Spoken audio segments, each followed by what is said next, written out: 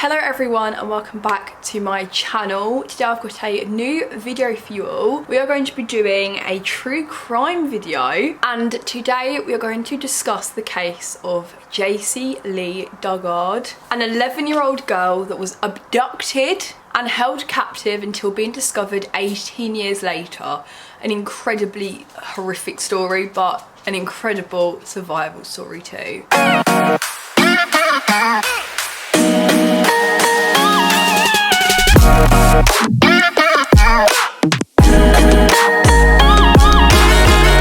Before we get started, please make sure you do give the video a thumbs up. It would mean the world to me, and subscribe if you want to. I do lots of commentary, true crime, anything really. So please do make sure to subscribe and also comment down below your thoughts and opinions on the case, as I just find them really interesting and I love your comments so much. Now that's all done, let's get started. Jaycee Lee Dugard was born on May 3rd, 1980 in Anaheim, California, to mother Terry Probyn and father Ken Slayton. Though Jaycee and her biological father Ken did not actually know each other, and Ken only had a brief relationship with Jaycee's mother Terry in 1979, and he didn't actually know he even had a child until years later. Jaycee's mother Terry met carpet fitter Carl Probyn in the mid-80s, and the pair married in 1987 or 1988 when Jaycee was 7 years old. So she saw him as her father, as she didn't know her real father. Terry and Carl also gave birth to a daughter together, Shayna, in September 1990, so Jaycee's half-sister. In September 1990, so Jaycee would have been 10, Jaycee's family moved from Arcadia, California in Los Angeles County to Myers, a rural town south of South Lake Tahoe, because they thought it was a safer community to raise their two girls, which breaks my heart. When they moved, Jaycee didn't really know anyone except her friend Shawnee, who she just met. She enjoyed playing with her little sister, riding her bike, dressing up, and spending time with her mum. It's said that she did not have a good relationship with her stepdad Carl. Her stepdad would never let her walk to the bus stop alone. So I'm not sure if she just didn't like him because he was a bit, you know, protective, or if they actually just didn't have a good relationship. I'm really not sure. However, one day, her parents finally did let her walk to the bus stop alone, which is a decision they would soon regret forever. The 10th of June 1991 was a regular Monday morning, but one that would change the course of this family's lives forever. In the community of Myers in El Dorado County, California, 11-year-old Jaycee Lee Dugard was preparing for school. Dressed mostly in pink, her favourite colour,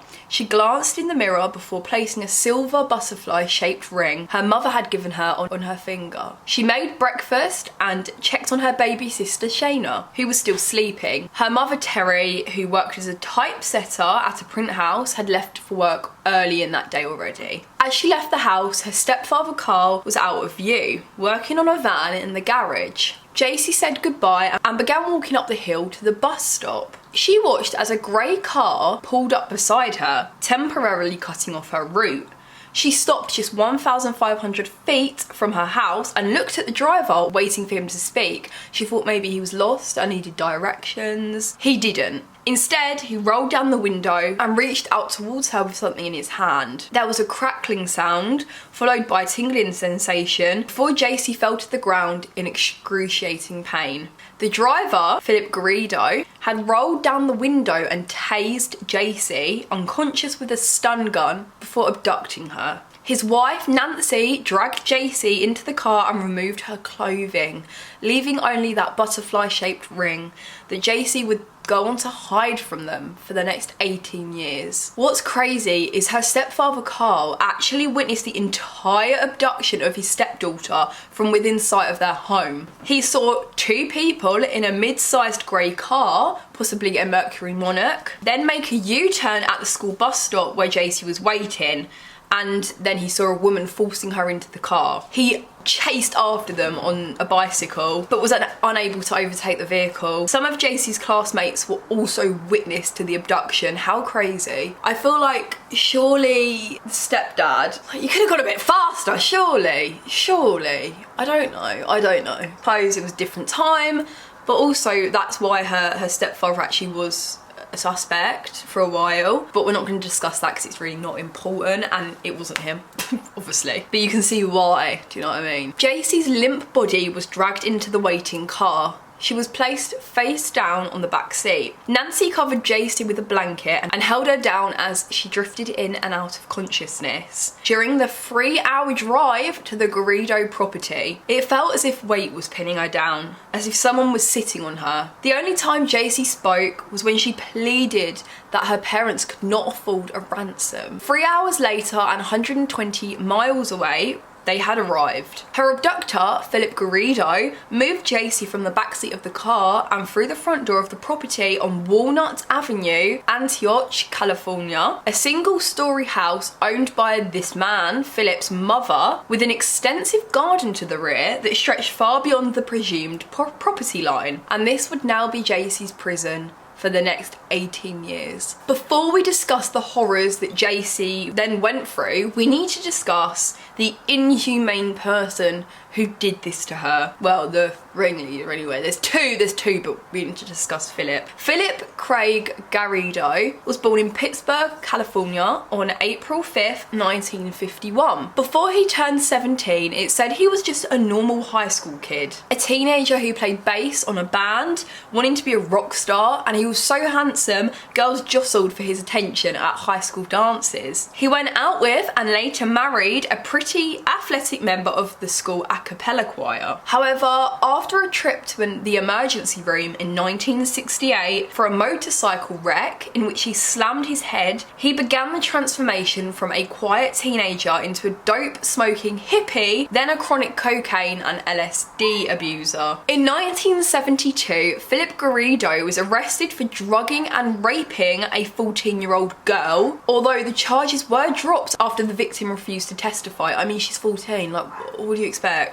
In 1973, he and that first wife he met in high school, Christine, divorced. And in 1976, Philip actually abducted a 25-year-old woman and raped her in a warehouse. This time he was cool. In a 1976 court-ordered psychiatric evaluation, Philip was diagnosed as a, quote, sexual deviant and a chronic drug abuser. The psychiatrist recommended that a neurological examination be conducted because Philip's chronic drug use could be responsible in part for his mixed or multiple sexual deviation. He was then evaluated by a neurologist. The diagnostic impression was normal neurological examination. I don't think it could be, but whatever.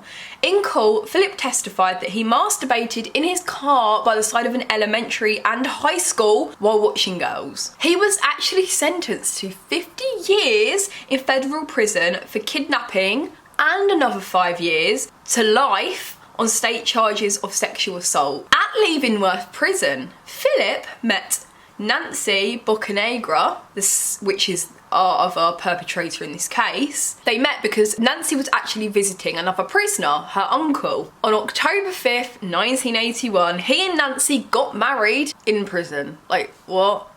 Philip actually ended up only serving 11 years of the sentence and earned his parole in 1988. The couple moved to Antioch, I'm not sure if I'm saying that right, and lived in the home of Philip's elderly mother, who suffered from dementia. As a parolee, he was monitored, later wore a GPS-enabled ankle bracelet, and was visited many times by parole officers, local sheriff's deputies, and federal agents. So Philip actually had plans to study computer programming in college, and even after he'd served more than a decade in prison for kidnapping and rape, he launched a very successful business card enterprise. He had actually picked up carpentry and drafting skills in prison. Philip earned a living for a small printing company business, but eventually he became more of a religious fanatic, creating a website and a machine through which he would constantly convey divine messages as part of his God's Desire organisation. So now we know their backgrounds, back to the case. Upon arriving at the Garridos' home in an unincorporated area of Antioch, they took JC, her head still covered with a blanket, behind their house, where they had constructed a series of dilapidated tents and sheds. Philip placed JC inside a tiny shed that had been soundproofed and padlocked. According to her memoir, JC pled with her captor Philip, who laughed in her face. She said that he later attempted to comfort her, but said it was, quote, like a rabbit being comforted by a lion. Philip warned her to not try and escape. He told her that he had 2 aggressive Doberman dogs trained to attack, and they would chase and catch her if she tried to run away. Back in Myers, so JC's area where she came from, police and volunteers were furiously searching for this missing child. News bulletins on radio and television, chatter on police radios, and hundreds of volunteers searching for her long into the night. But they were looking in the wrong place, as her captors, as we know, obviously transported her about 150 miles from the abduction site. June 12th, 1991. The day after. Clutching her daughter's stuffed pink bunny rabbit, JC Lee's mother, Terry Probyn, goes before reporters and television cameras to plead for her daughter's safe return. Also that day, a car fitting the description of the suspect's vehicle, with a young girl sleeping in the back seat, is spotted on Fallen Leaf Lake, but this sadly wasn't JC. On June 14th, the case was profiled on America's Most Wanted, resulting in hundreds of tips to police, but none of these ever led anywhere. Immediately after he kidnapped her, Philip forced JC into the shower with him.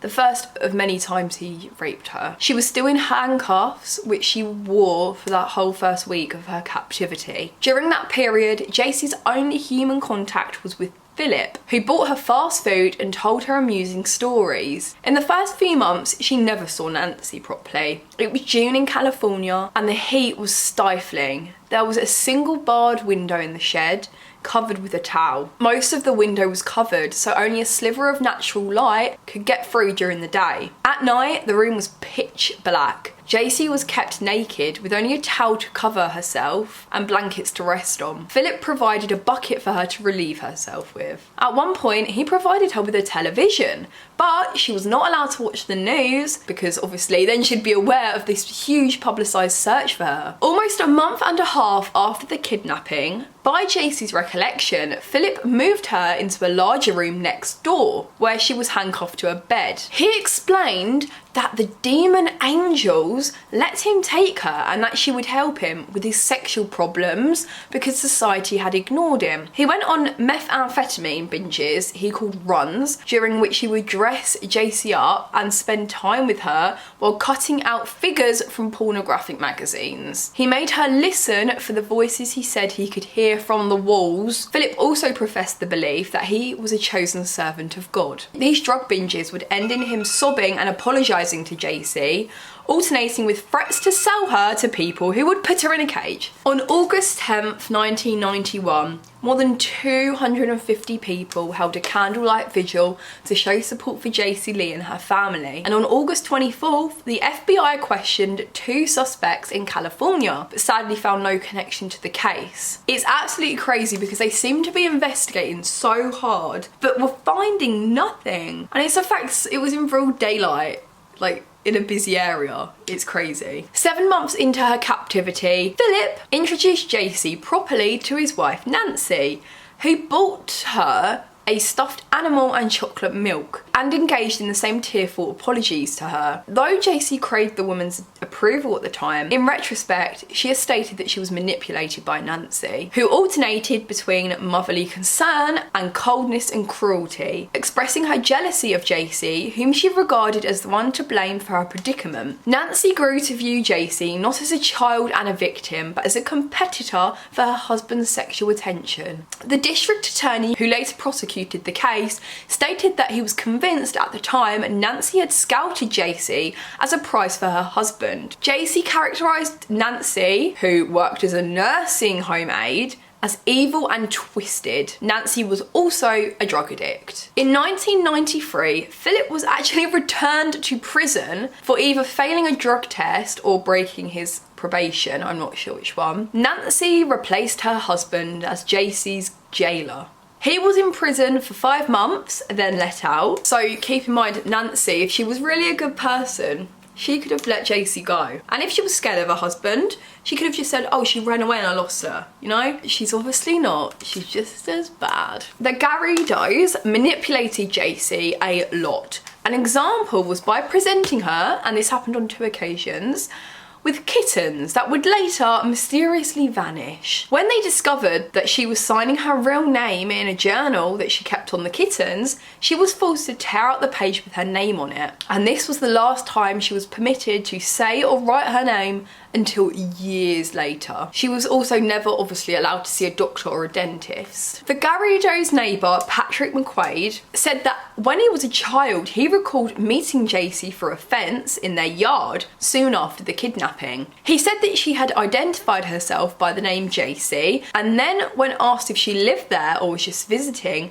she answered that she lived there. At that point, Philip came out and took her back indoors. He eventually built an 8-foot tall fence around the backyard and set up a tent for JC, the first time she was allowed to walk outside since her kidnapping. In 1994, almost 3 years into her captivity, JC, now exclusively known as Alyssa, was now allowed some freedom from her handcuffs for periods, but she was still locked away. On Easter Sunday of 1994, they gave her cooked food for the first time. Some point, and this is where it gets crazy, some point in 1994, the couple informed JC that they believed she was pregnant. JC, aged 13 at the time, had learned of the link between sex and pregnancy from television. Philip gave her access to limited TV programmes on childbirth and assured her that he had researched childbirth and knew exactly how to deliver a baby. On 18th of August 1994, aged 14, JC gave birth to her first child, a little girl whom Philip named Angel. Almost immediately after the birth, JC recalled seeing him holding baby Angel up to the sky and asking God to please don't let him hurt her. After she had had their child through Philip raping her, he would rape her less after, but whenever he was on drugs, he would rape her. A second daughter, Starlight, was born in November 1997 when JC was 17. The day she conceived that second child, Starlight, was the last time Philip raped her. I really wonder why. It's crazy. JC tried to be the best mum she could. She took care of her daughters using information learned from television and worked to protect them from Philip, who continued his enraged rants and lectures. JC coped with the ongoing captivity by planting flowers in a garden and homeschooling her daughters. At one point, Philip informed JC that to pacify his wife, JC and her daughters were to address Nancy as their mother, and that she was to teach her daughters that herself, JC, was their older sister, not their mum. When JC and her daughters were eventually allowed to come into contact with other people, this lie was continued. Philip's religious obsession continued to grow. He founded a church called God's Desire and would preach to his family and others in the public. He also operated a print shop where JC acted as a graphic artist. Ben Dardrill, a customer of Philip's printing business, claimed that he met and spoke on telephone with JC and that she did excellent work. During this time, she had access to the business phone and email account. Another customer indicated that she never hinted to him about her childhood abduction or her true identity. Witnesses stated JC was seen in the Garrido household and sometimes answered the front door to talk to people, but never ever stated there was a problem or attempted to leave. I mean, that makes a lot of sense. She's probably shit scared. While the family kept to themselves, the girls were sometimes seen playing in the secondary backyard behind their house, where JC's living quarters are thought to have been located. The private area of the backyard includes sheds, which one of them was used as a recording studio, in which Philip recorded himself singing religious-themed and romantic country songs, also 2 homemade tents, and what's been described as a camping-style shower and toilet. The area was surrounded by tall trees and that 6 to 8 foot high fence. An entrance to the secondary backyard was covered by trees and tarpaulin. Privacy was enhanced by tents and outbuildings. Electricity was supplied by extension cords. The enclosure also housed a car that matched the description of the one used during her abduction. On June 10th, 2001, more than 100 people bearing pink ribbons in honour of Jaycee's favourite colour marched down US Highway 50 in South Lake Tahoe to mark the 10-year disappearance of Jaycee. Her mother, Terry, said she remembered how authorities told her that the chances of finding her girl after 72 hours was slim to none. But she kept Jaycee in her heart, saying, quote, "I could not and would not let go of her." Terry never gave up on her daughter, who she would think of when she looked at the moon. Quote, "I told her I missed her and I loved her." In June 2002, investigators actually dug up the yard of a Truckee priest accused of sexually abusing 3 girls in the 70s, searching for clues to Jaycee Lee's disappearance, and that of another girl who had gone missing in Northern California, but no connection was found. Before we get into how they were discovered, because it is coming up to that, we need to discuss missed rescue opportunities. This is bizarre. Like, you're probably thinking, how did this happen? Because keep in mind, he was on probation and he literally went back to prison whilst he'd abducted her. Law enforcement officers visited the residence at least twice, but did not ask to inspect the backyard and did not detect the presence of Jaycee and her children in the areas of the property they did inspect. These following times were among several missed opportunities for rescue, which later led to criticism of authorities. First, police failed to realise that Jaycee had been kidnapped south of South Lake Tahoe, the same location as Philip Garrido's 1976 kidnapping and rape of that 14-year-old. It was literally the same, and oh my god. Another one, on April 22nd, 1992, less than a year after her kidnapping, a man called the Contra Costa County Sheriff's Department from a gas station less than 2 miles from the Garrido's home, reporting that he saw Jaycee inside the gas station, staring intently at a missing child's poster of herself. The caller then reported seeing her leave in a large yellow van, possibly a Dodge. An old yellow Dodge van was later recovered from the Garrido property that matched the description of the van given in the call. The license plate was not reported in this call. The caller, the girl, and the van were gone by the time police arrived. The caller never identified himself and the police did not pursue the matter. Contradicting this story, Jaycee reported that she never left the Garrido property from the day she was kidnapped until shortly before her first child was born in August 1994. In June 2002, the fire department responded to a report of a juvenile with a shoulder injury that occurred in a swimming pool at the Garrido's home. This information was not relayed to the parole officer, which had no record of either a juvenile or a swimming pool at that address. In 2006, one of the Garrido's neighbours called 911 to inform them that there were tents in the backyard with children living there and that Philip was psychotic with sexual addictions. A deputy sheriff spoke with Philip at the front of the house for about 30 minutes and left after telling him there will be a code violation if people were living outside on the property. It's ridiculous, oh my god. Now, on November 4th, 2009, the California Office of the Inspector General issued a report that enumerated lapses by the California Department of Corrections and Rehabilitation that had contributed to Jaycee's continued captivity. The finding was that Philip had been incorrectly classified as needing only low-level supervision. All other lapses came from that mistake. The report also detailed an instance in which a parole agent encountered a 12-year-old girl at the home but accepted Philip's explanation that, quote, she was his brother's daughter and the agent did nothing to verify it. Even though a call to Philip's brother verified that he did not have any children. What is wrong with the law? I can't get over it. Anyway, we are getting to the discovery and the rescue, thank God. On August 24th, 2009, Philip visited the San Francisco office of the FBI and left a 4-page essay containing his ideas about religion and sexuality, suggesting that he had discovered a solution to problem behaviours like his past crimes. The essay described how he had cured his deviant behaviour and how that information could be used to assist in curing other sexual predators by, quote, controlling human impulses that drive humans to commit dysfunctional acts. So at this point and date in August 2009, Jaycee is 29 years old. 29, okay, right. She got kidnapped when she was 11, it's crazy. and her 2 daughters were around 15 and 12. On that same day, Philip travelled to the University of California in Berkeley with Jaycee's 2 daughters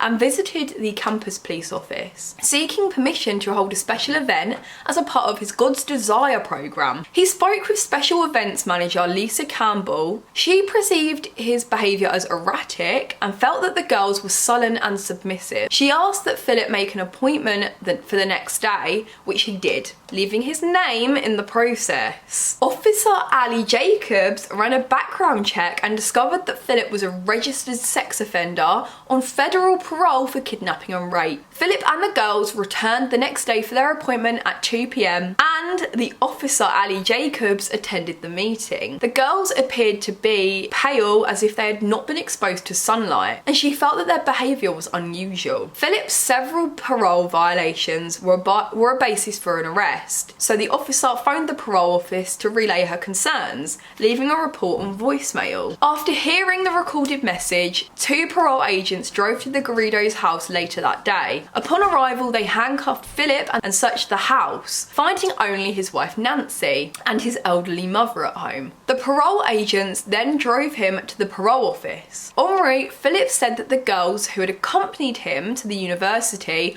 were the daughters of a relative, and that he had had permission from their parents to take them there. Although the parole officer had previously barred Philip from associating with minors, and Berkeley was 40 miles from the Garrido's residence, which was 15 miles over the 25-mile limit, he was allowed to travel from his home without his parole agent's permission. Nothing was done about these violations. After reviewing his file with a supervisor, they drove Philip home and ordered him to report to the office again the next day to discuss his visit to UC Berkeley and to follow up on the office's concern over the 2 girls. Philip arrived at the parole office in Concord, California on August 26th with Nancy, the 2 girls, and Jaycee, who was introduced, of course, as Alyssa. The parole officer decided to separate Philip from the women and girls to obtain their identification. Maintaining her false identity as Alyssa, Jaycee told investigators that the girls were her daughters. Although she indicated that she was aware Philip was a convicted sex offender,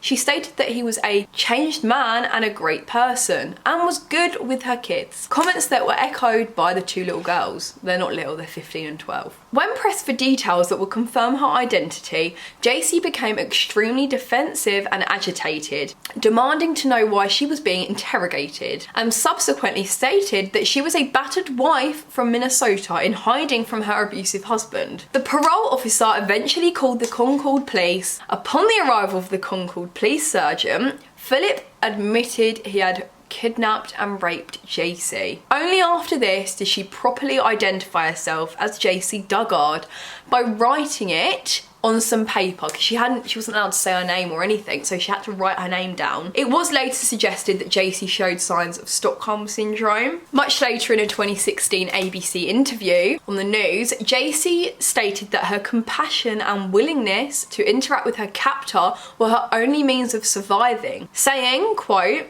"The phrase Stockholm syndrome implies that hostages, cracked by terror and abuse, become affectionate towards their captors." Well, it's degrading. You know, having my family believe that I was in love with this captor and wanted to stay with him, I mean, that is so far from the truth that it makes me want to throw up. I adapted to survive my circumstance. She repeatedly stated that, as a survival mechanism, many victims are forced to sympathise with their captors, which is so true. Philip and Nancy were finally placed under arrest. An FBI special agent put Jaycee on the telephone with her mother, Terry, and Jaycee retained custody of her children and reunited with her mother on August 27th, 2009, 18 years since she was taken from her mother. It's giving me chills. It's crazy. It's said that Jaycee's children looked healthy and always appeared and behaved like normal kids. In the days following Jaycee's return, her stepfather confirmed that she and her daughters were in good health and intelligent, their reunion was going well, and they were proceeding slowly. He said Jaycee had developed a significant emotional bond with Philip, and the 2 daughters actually cried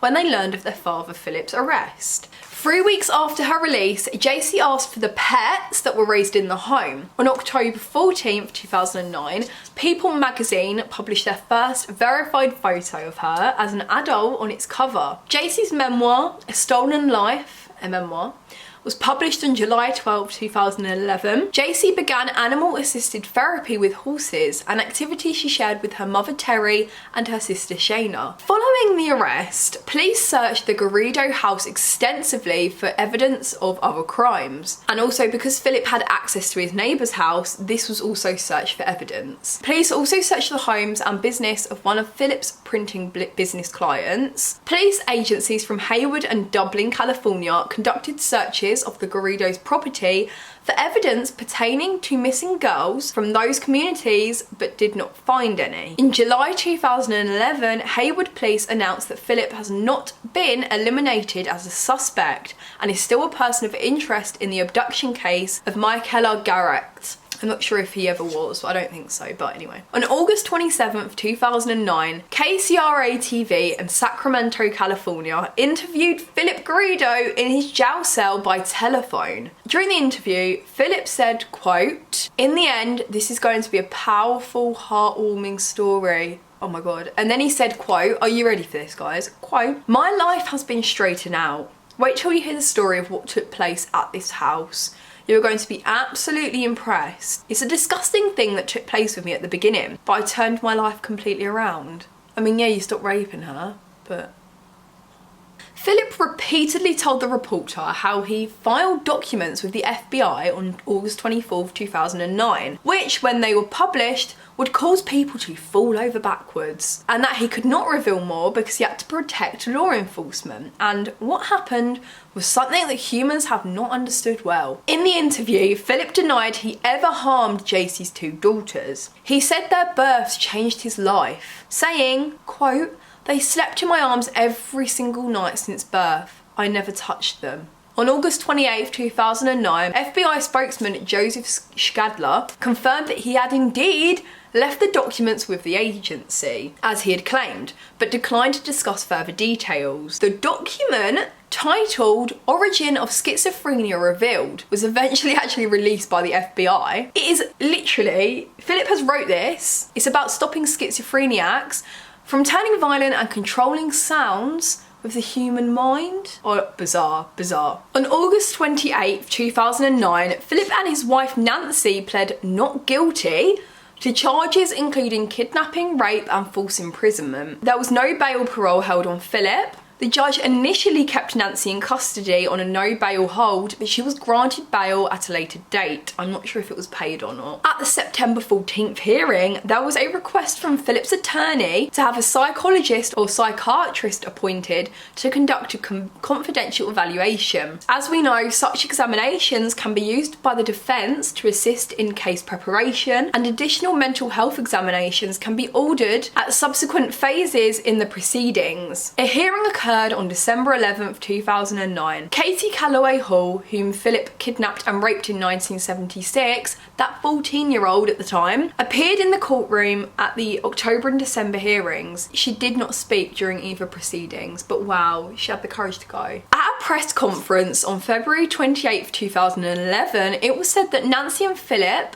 had both made a full confession in the case. The development came as lawyers from both sides reopened discussions on a possible plea deal that had the potential to stop the need for a trial. Nancy's attorney acknowledged that she was facing 241 years, 8 months to life, and that he was working for a reduced sentence in the 30-year range. He stated that the prosecutor had acknowledged that Philip was a master manipulator and that Nancy was under both his influence and that of substances during the period of JC's kidnapping, so she should receive some consideration. No, she blimmin' shouldn't. In the end, on April 28th, 2011, the Garridos pled guilty to kidnapping and rape by force. On June 2nd, 2011, Philip was sentenced to 431 years to life imprisonment. Nancy was sentenced to 36 years to life. The sentences would allow Nancy to be eligible for parole in August 2029.